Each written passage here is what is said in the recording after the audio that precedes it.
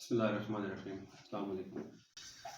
जैसा कि मेरे सारे लेक्चर्स फ़र्स्ट एड के मुतल्लिक़ ही हैं और आज का जो लेक्चर है वो भी फ़र्स्ट एड के मुतल्लिक़ है और आज हम जो चीज़ डिस्कस करने जा रहे हैं वो है हार्ट अटैक। हार्ट अटैक आजकल तकरीबन बहुत कॉमन हो चुका है। मोस्टली जो हमारी आजकल डेथ हो रही हैं वो हार्ट अटैक की वजह से ही हो रही हैं। अगर आपकी नज़र में कोई ऐसा बंदा गुज़रे या फैमिली में या दोस्त अज़ीज़-ओ-क़राब में कोई ऐसा इंसिडेंट हो जाता है, अगर आपको पता चल जाए कि इस बंदे को हार्ट अटैक हुआ है, तो उसको आपने कैसे मैनेज करना है, उस बंदे को आपने हॉस्पिटल कैसे शिफ्ट करना है, इस सारी वीडियो में आज हम आपको डिटेल के साथ बताएँगे। तो शुरू करते हैं आज की वीडियो। हार्ट अटैक, सबसे पहले तो आपको पता होना चाहिए कि अगर एक बंदा जिसको हार्ट अटैक हुआ है, तो उसकी सिम्पटम्स क्या हैं? आपको पता कैसे चलेगा कि इस बंदे को आम नॉर्मल चेस्ट पेन ही है या इस बंदे को हार्ट अटैक हुआ है? तो इसका जो दौरानिया होता है दर्द का वो तकरीबन 10 से 15 मिनट का होता है।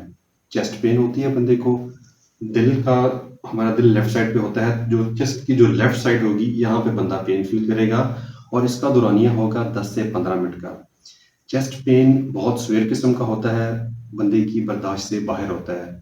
बिल्कुल चेहरे का कलर जो है वो सुर्ख हो जाता है और जो चेस्ट पेन बंदा फ़ील करता है वो चेस्ट पेन यहाँ से उठती है और यहाँ से उठने के बाद बंदे के लेफ्ट बाजू में सरायत करता हुआ महसूस करता है दर्द को। उसका हाथ सुन्न होना शुरू हो जाता है और अगर पेन बहुत ही सीवियर किस्म का हो तो ये बैक साइड पे भी चला जाता है और बैक साइड से होता हुआ ये आपके जबड़ों में आता है, जबड़ों से होता हुआ आपकी ये पूरी जो लेफ्ट साइड है ये उसमें कवर कर लेता है हार्ट अटैक की सूरत में। और साथ ही पेशेंट को पसीना बहुत ज़्यादा आता है। जिसको हार्ट अटैक होता है उसको पसीना बहुत ज़्यादा आता है, उसकी ख़ुनगी तारी हो जाती है, ख़ुनगी तारी होने के साथ-साथ वो नींद बेहोशी में चला जाता है।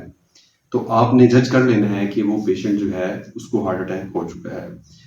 मोस्ट कॉमनली हमारे घरों में आजकल तकरीबन पेशेंट्स होते हैं तो हमें पता होता है कि ये हार्ट पेशेंट है या ऑलरेडी इसका कोई हार्ट प्रोसीजर चल रहा है या हार्ट की मेडिसिन ये ले रहा है।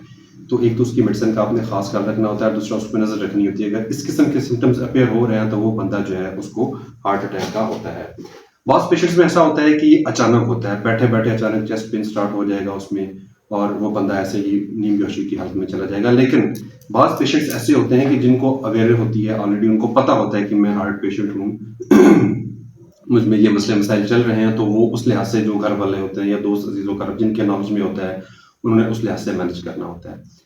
तो जब ये सारा कुछ इंसिडेंट हो जाता है बंदे के साथ, बंदा हार्ट पेशेंट है, उसको हार्ट अटैक हो चुका है, पेन है और पेन सरायत कर रहा है लेफ्ट बाजू में, उसका जबड़ा सुन्न हो रहा है या वो बंदा नींद बेहोशी में बिल्कुल बेहोश होके गिर गया है या अगर वो बैठा है चेयर पे तो उसी ही पोज़ीशन में वो बैक साइड पे चला गया है। तो सबसे पहले आपने एम्बुलेंस को कॉल करनी है।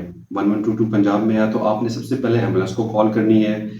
एम्बुलेंस के आने तक एक टैबलेट है डिस्प्रिन, एस्प्रिन भी आप कह सकते हैं, डिस्प्रिन भी कह सकते हैं।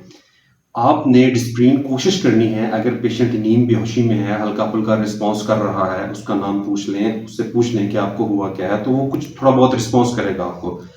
आपने एक डिस्प्रिन की टैबलेट जो है ना उस पेशेंट को दे देनी है एट अ टाइम। अब अगर आप ये सिम्पटम्स फ़ील कर रहे हैं उस पेशेंट में, उससे पहले पूछ लीजिएगा कि उसको डिस्प्रिन से एलर्जी तो नहीं है। अगर उसको एलर्जी नहीं है, तो आपने उसको डिस्प्रिन की एक टैबलेट दे देनी है स्टेट में। डिस्प्रिन की टैबलेट देने के बाद उसका फ़ायदा क्या होगा, वो क्लॉट नहीं बनने देगा। हार्ट अटैक की सूरत में क्लॉट बनता है, क्लॉट फिर आगे सप्लाई रोक लेता है ब्लड की, जिस वजह से हमें जो है वो आहिस्ता-आहिस्ता डैमेज होना टिश्यूज़ शुरू होते हैं। तो जो डिस्प्रिन टैबलेट है वो क्लॉटिंग एजेंट जो है ना वो मतलब कि क्लॉट नहीं होने देती। क्लॉट जो ब्लड होना होता है उसको वो सेव कर लेती है। एक बात, दूसरी बात आपने क्या करनी है कि उस पेशेंट को कंफर्ट पोजीशन में बिठा देना है। बिठाना आपने ऐसे है कि उसकी कमर के पीछे आपने तकिया रख लेना है, उसके पाँव हल्के से फोल्ड करके पीछे की तरफ ऐसे आपकी उसकी पाँव की जो पोजीशन है वो होनी चाहिए और उसकी बॉडी ऐसे ऐसे पीछे तकिया रख लें, उसको बिल्कुल कंफर्ट पोजीशन में लिटा दें और एम्बुलेंस के आने का वेट करें। जब ये सारी बातें हो जाएंगी तो फिर आपने उस पेशेंट को एम्बुलेंस में शिफ्ट करना है। शिफ्ट करने के बाद फिर मजीद जो ट्रीटमेंट है वो आगे हॉस्पिटल में जारी होगा। Thank you. जज़ाकल्लाह।